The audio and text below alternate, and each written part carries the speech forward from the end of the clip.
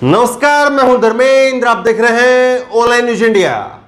लगातार एक के बाद एक मोदी सरकार की नीतियों की वजह से, भाजपा के नेताओं की वजह से एक के बाद एक झटके लग रहे हैं और लगातार एक के बाद एक वो देश जो कभी हमसे मदद मांगते थे, जिनको हम मदद करते रहे हैं, वो लोग भी अब, और वो छोटे छोटे देश जहां पर हमारी बड़ी संख्या में लोग रहते हैं, वो लोग भी, तमाम देश जो है वो इस्लामिक कंट्री, वो अब एक एक करके सामने आ रही है। और अब नंबर आया है मलेशिया का।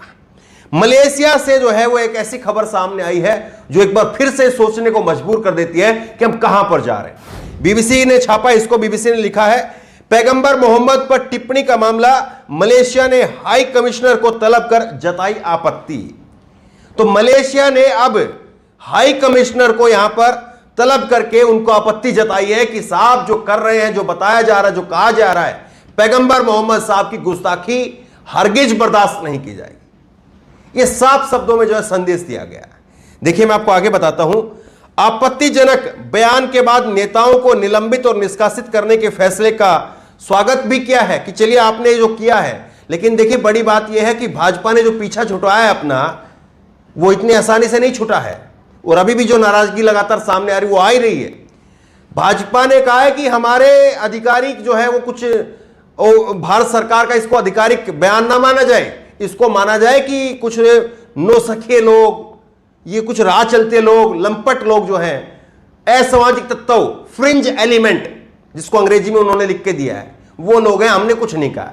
अब इसमें क्या कहा है कि मलेशिया ने इस्लामोफोबिया को खत्म करने के लिए साथ मिलने की अपील जताई है कि आप इस्लामोफोबिया को खत्म करने के लिए साथ में आइए और काम करिए।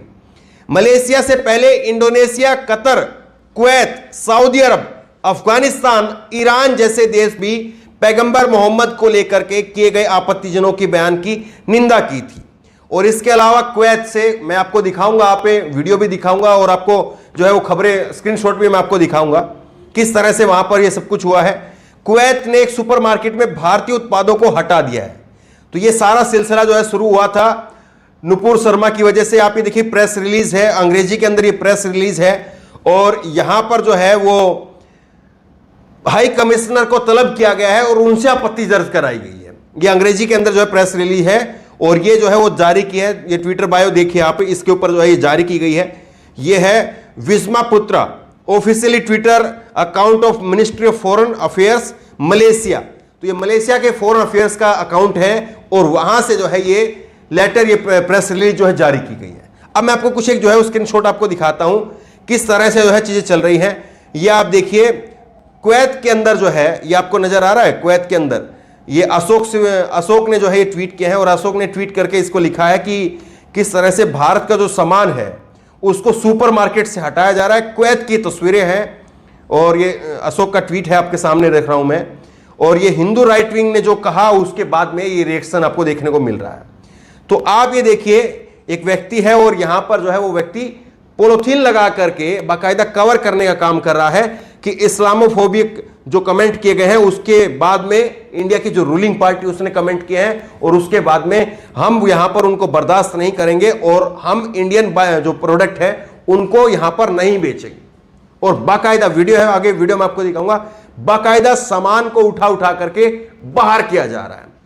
ये देखिए दूसरा एक और इसी में वीडियो के अंदर ये जो है वो दिख रहे हैं। ये कह रहे हैं कि we as Kuwaiti Muslim people we do not accept insulting of prophet. तो प्रॉफिट मोहम्मद साहब की जो इंसल्ट किया गया है, उनकी बेअदबी की गई है, उसको हरगिज बर्दाश्त नहीं किया जाएगा। आप जरा वीडियो देखिए किस तरह से भारत के जो सामान है उसका बहिष्कार किया जा रहा है, उसको बाइकआउट किया जा रहा है। सुनिए आप, सब कुछ हो गया है। करीब 14 के करीब देश हैं जिन्होंने अभी तक आपत्ति दर्ज कराई है, जिन्होंने अभी तक जो है वो भारत से माफी की मांग की है, जिन्होंने अभी तक जो है वो भारत के सामान का बहिष्कार किया है। लेकिन क्या मोदी सरकार को जरा फर्क पड़ रहा है? क्या भाजपा की सरकार को जरा फर्क पड़ रहा है? ऐसा लगता है कि अभी भी शायद नींद टूटी नहीं है, अभी भी वहां तक चीजें पहुंची नहीं है जहां तक पहुंचनी चाहिए। हालांकि कई सारे एक्शन हुए हैं। बीजेपी ने अपने प्रवक्ताओं को टीवी से हटा लिया है। बीजेपी कह रही है कि हम अपने प्रवक्ताओं को नहीं भेजेंगे। बीजेपी अपने नेताओं को कह रही है कि किसी भी धर्म के खिलाफ टिप्पणी नहीं करनी है। जो खुल करके कहते थे घोड़े खोल ले मौलाना, वो लोग टीवी से हट गए हैं, वो लोग टीवी से खुल गए हैं। अब टीवी की स्क्रीन पर उनका चेहरा नहीं दिख रहा 3 दिनों से। लेकिन क्या अब भी सचमुच बीजेपी बदलने के लिए तैयार है? अगर आप ये जवाब टटोलना चाहें तो तस्वीर आप ये देखिए, ये तस्वीर देखिए आप, और इस तस्वीर में क्या लिखा है? इस तस्वीर में लिखा है, जो राम को लाए हैं हम उनको लाएंगे, जो राम को लाए हैं हम उनको लाएंगे, राजेंद्र नगर विधानसभा उपचुनाव।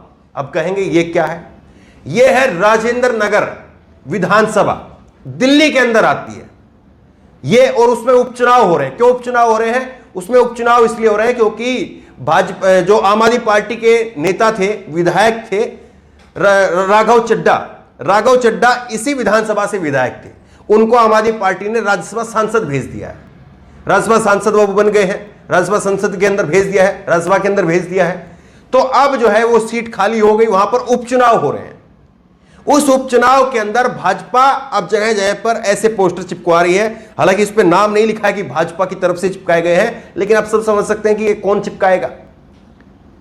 इस पे लिखा नहीं है हालांकि, लेकिन आप इतना तो जो है वो आज राजनीति को जानने समझने वाला व्यक्ति वो ये समझ ही सकता है कि हाँ, इन पोस्टरों के पीछे कौन है, किसको जो है ये पोस्टर लगता है कि फायदा दिलवाएंगे।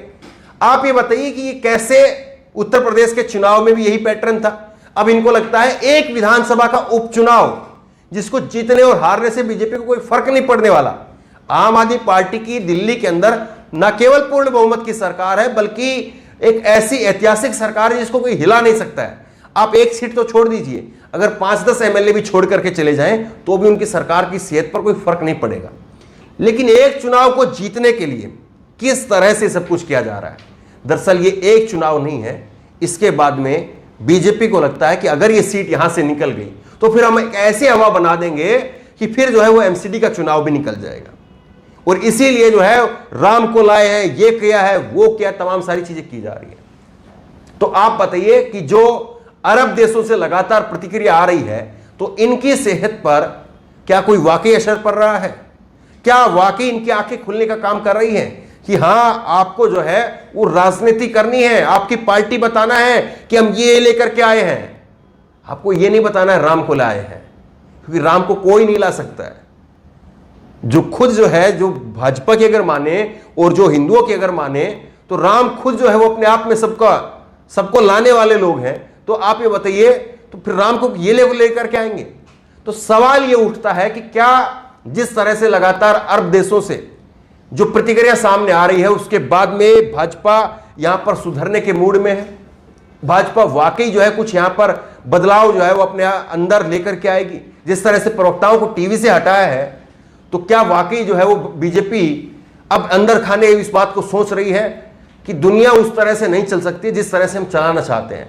भले ही जो है इन्होंने कुछ चीजों में अपनी चला ली हो, लेकिन पूरी दुनिया को चलाना अभी भी इनके बूते की बाहर की बात है। और अभी भी जो है, आप अगर ये सोचते हैं कि अपनी गली में, मोहल्ले में अगर आप दबंग हो जाएं तो पूरी दुनिया आपके कदमों में आ जाएगी, वो शायद अभी भी जो है वो चीजें बाहर है। तो बहरहाल जिस तरह से मलेशिया और उससे पहले तमाम अलग अलग इस्लामिक कंट्री ने जो आपत्ति दर्ज कराई है, लगातार भारत के सामान का जो बॉयकॉट किया जा रहा है, उसको लेकर के आपकी राय क्या है? नीचे कमेंट बॉक्स में अपनी राय जरूर दें। और इसी तरह की तमाम खबरों के लिए ऑनलाइन न्यूज़ इंडेक्स सब्सक्राइब करें, साथ में जो बेल आइकन है घंटी उसको जरूर दबाएं, ताकि जैसे वीडियो अपलोड करें उसकी नोटिफिकेशन आपको तुरंत मिल सके। धन्यवाद। इस खबर को अभी लाइक करें, शेयर करें, अभी चैनल को सब्सक्राइब करें और घंटी जरूर